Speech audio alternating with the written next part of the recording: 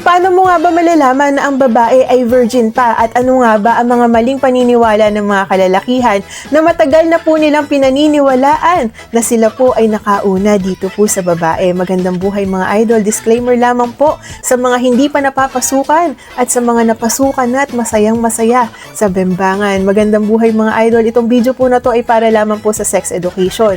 Kung ikaw po ay hindi open-minded, ay mag-skip ka po muna. Ito po ay hindi para sa iyo at manood ka po ng iba ko mga health-related videos. Magandang buhay mga idol. Kamusta po ba ang mga open-minded natin na idol dyan? Una po sa listahan, ang pagdurugo po. Ito po ba ay senyales na virgin pa ang babae?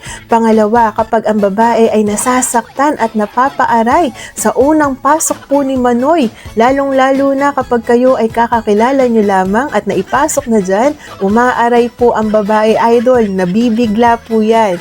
Pangatlo, kapag po napunit na ang pinakaputing sapot po nitong si Pechay, yan po ba ay mga indication na ang babae po ay hindi na po virgin o virgin pa? Alam niyo po ba idol, base po sa pag-aaral, meron po tayong tinatawag na hymen. Ang hymen po ay sapot po ito na puti. Nandiyan po yan idol sa mismong entrance gate po nitong si Pechay. Bago ka po makapasok Manoy sa pinakakaloob-looban, kailangan mo po munang dumaan sa mismong entrance gate. Yan po yung ating sapot po na hymen idol. Alam niyo po ba ang shape po niyan ay shape po ng parang buwan?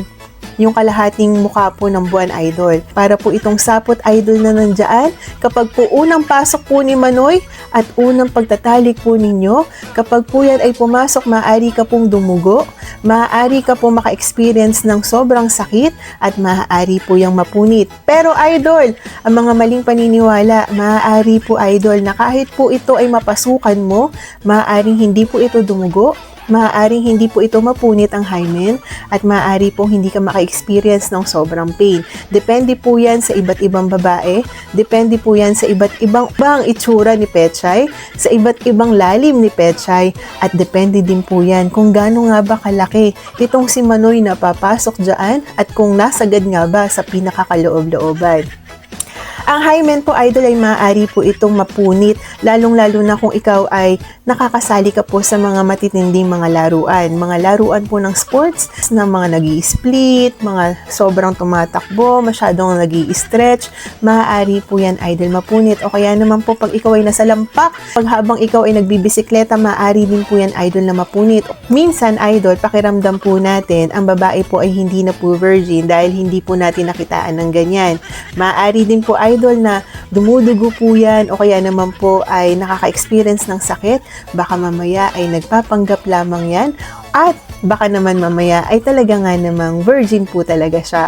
Malalaman mo idol na virgin pa ang babae kapag po yan ay medyo tahimik sa kama, hindi pa po nila alam kung ano ba ang dapat gawin at ano nga ba ang mga susunod na step. May experience mo idol na para po yung tuod o kaya naman po ay hindi po nila alam kung paano nga ba mangagat, kung paano nga ba maging agresibo, paano nga ba sumakay sa mismong trip po ninyo idol. Kailangan idol ay alamin mo po muna itong babae, pakiramdaman mo, doon mo po malalaman kung talagang virgin pa siya o hindi. O kaya naman po baka mamaya ay magaling na artista itong si babae at ikaw po ay nadadala sa kanyang mga arte. O idol ang makakaalam yan kapag pinasok mo na po itong si Manoy dito po kay Kifi, dito po kay Pechay, dyan mo na po mararamdaman kung talaga nga namang masikip-sikip at ikaw po ang nakauna. Mga instances din naman po mga idol na ang babae po ay sawing palad sa unang pag-ibig, pangalawang pag-ibig, pangatlong pag-ibig. Hindi naman po ibig sabihin na kapag ka-virgin ka ay kailangan doon ka lang mamahalin.